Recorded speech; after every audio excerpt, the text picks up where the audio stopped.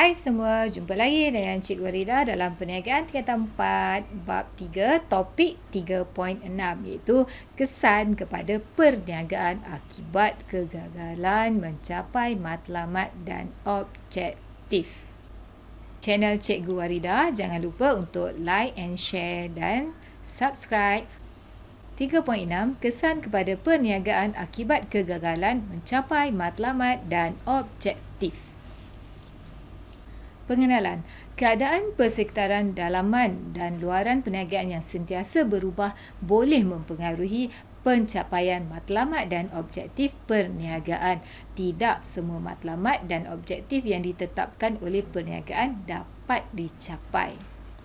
Antara langkah penyelesaian yang boleh digunakan oleh sesebuah perniagaan apabila gagal mencapai sesuatu matlamat perniagaan ialah, kita lihat ya, kita boleh mengurangkan kos, kemudian menurunkan harga produk, mempelbagaikan barang atau perkhidmatan yang ditawarkan.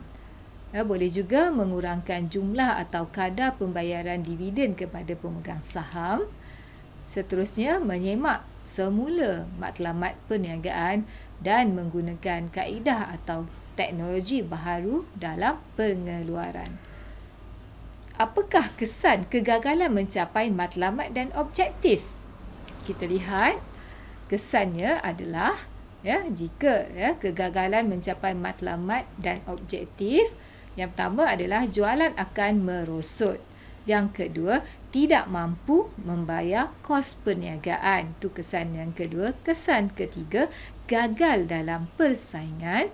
Kesan keempat, imej perniagaan akan terjejas, dan kesan kelima, tidak mampu mengembangkan perniagaan. Baiklah, kesan kepada perniagaan akibat kegagalan mencapai matlamat dan objektif adalah, kita lihat ya, 3.6.1 iaitu apa yang dikatakan jualan merosot. Iaitu hasil jualan merupakan keuntungan perniagaan. Keuntungan ini akan digunakan sebagai modal untuk kembangkan perniagaan. Namun jika perniagaan tidak dapat mencapai sasaran jualan, ianya akan menjejaskan matlamat dan objektif perniagaan. Seterusnya 3.6.2 tidak mampu membayar kos perniagaan, iaitu perniagaan perlu membayar kos operasi untuk menjalankan perniagaan. Namun kegagalan mencapai untung yang ditetapkan akan menyebabkan perniagaan tidak mampu membayar kos perniagaan. Jenis kos kita lihat iaitu ada dua, satu adalah kos tetap dan satu adalah kos berubah. Kita lihat kos tetap iaitu kos yang tidak dipengaruhi oleh kuantiti dalam sesuatu pengeluaran.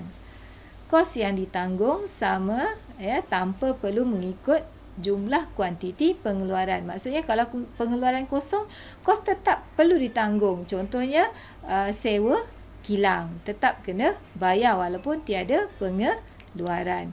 Seterusnya contohnya iaitu kos bangunan macam cikgu kata tadi insurans kena bayar, pekerja, kilang dan jentera. Itu adalah kos tetap.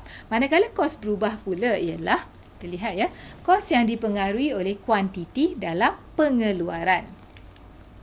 Iaitu kos yang ditanggung bergantung pada kuantiti produk yang dikeluarkan.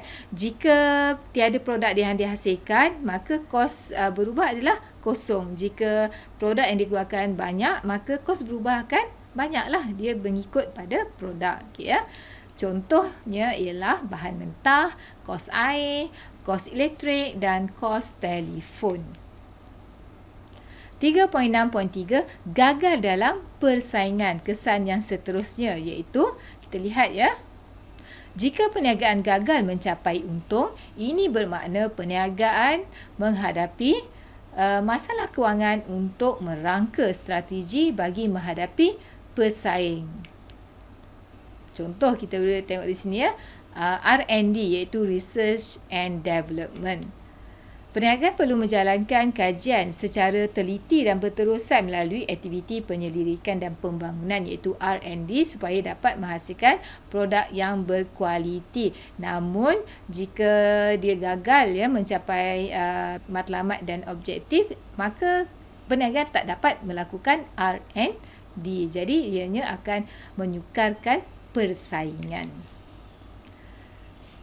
Baiklah, seterusnya 3.6.4 kesannya adalah imej perniagaan akan terjejas, iaitu kita lihat kegagalan mendapat untung akan menjejaskan imej perniagaan di mata pihak berkepentingan seperti bank, pelabur, pembekal dan pelanggan juga. Perniagaan sukar mendapat kerjasama daripada pihak berkepentingan dalam operasi perniagaan. Contoh nak buat loan pun susah, orang tak percaya. Jadi sukarlah di situ. Dan akhirnya pihak pembiaya seperti bank mengenakan syarat yang ketat untuk memberi kemudahan pinjaman kerana bimbang perniagaan tidak mampu membayar balik pinjaman. Okey, kesan yang seterusnya ialah 3.6.5 tidak mampu mengembangkan perniagaan iaitu kegagalan mendapat untung juga akan menyebabkan perniagaan tidak mampu mengembangkan perniagaan sama ada membuka cawangan lain ataupun mengembangkan operasi perniagaan sedia ada. Baiklah, sekian, terima kasih dan jumpa lagi dalam channel Cikgu Waridah.